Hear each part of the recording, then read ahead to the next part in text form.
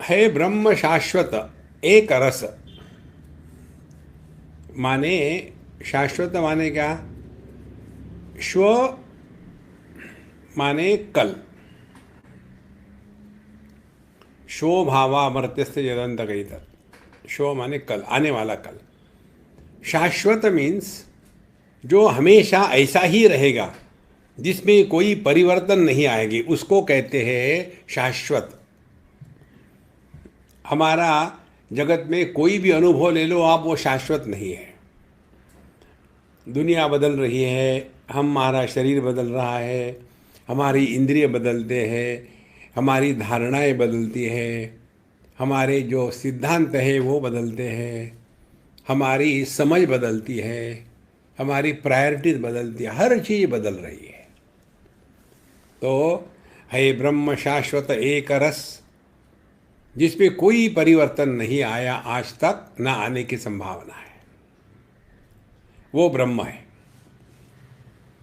यदि इसको ही आप एक पकड़ लो और शांत होकर के इस पर चिंतन करो, तो आपको अपनी अनुभूतियों का विश्लेषण करते करते ऐसे स्थान पर ले जाएंगे कि जो अपना आपा है, कितनी चीजें आके चली गई, हम ज्यों कहते हो।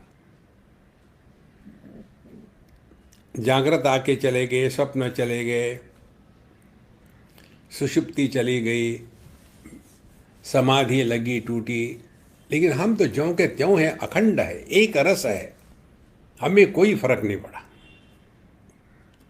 इसको कहते हैं ब्रह्म। तो यदि ये हम है ही, तो क्या प्राप्त करना है? समस्या तो यही है, यही हम है, लेकिन हमने अपने आप को कुछ और ही मान लिया है। जाना नहीं है, माना है ब्रह्म शाश्वत एक रस, किंचित कहीं ना ही जगत। और जगत कहीं भी नहीं है। देखो, क्योंकि जगत क्या है? जगत इंद्रियों के माध्यम से उपलब्ध वस्तु को जगत कहते हैं। मन के माध्यम से उपलब्ध अनुभूतियों को जगत कहते हैं। बुद्धि के माध्यम से उपलब्ध जो हमारे कंसेप्ट्स है, उसको जगत कहते हैं। परमात्मा ना तो इंद्रियों की पकड़ में आता है, ना मन के, ना तो ये बुद्धि के द्वारा कंसेप्चुअली पकड़ा जा सकता है। देखो, तो है ब्रह्म शाश्वत एक रस, किंचित कही ना ही जगत। इस एक पंक्ति को भी पढ़ ले तो शांत हो गए।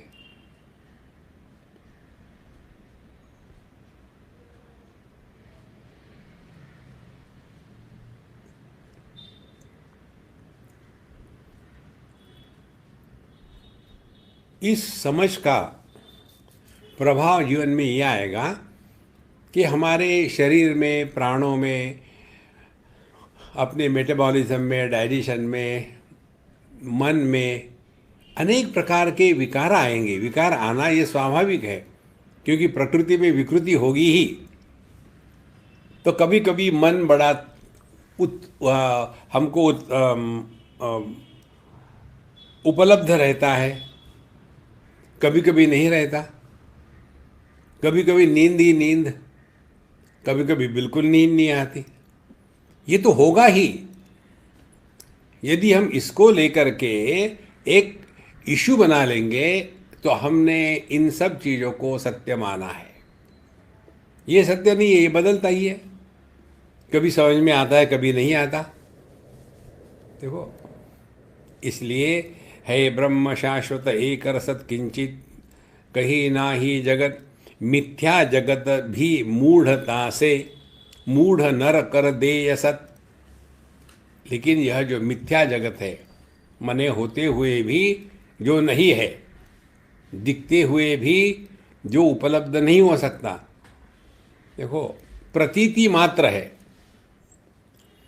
अब इस प्रतीति मात्र को यदि समझना हो, तो उसके लिए सिंपल टेक्निक आपको बताते हैं। जो जो ज्ञान, जो जो उपलब्धियाँ हमको इंद्रिय मन बुद्धि के माध्यम से होती है, वो सब का सब मिथ्या है, वो केवल प्रतीति है। देखो, यदि आंखें बंद कर दी तो रूप रंग कहाँ गए, खोली तो दिख गए, तो कहाँ ये सब रूप रंग? ये अपनी दृष्टि में ही है। दृष्टि सूक्ष्म है, वह स्थूल हो जाती है, तब उसको रूप रंग कहते हैं। इंद्रिय सूक्ष्म है, उसके विषय स्थूल है। मन सूक्ष्म है, इंद्रिय स्थूल है। देखो,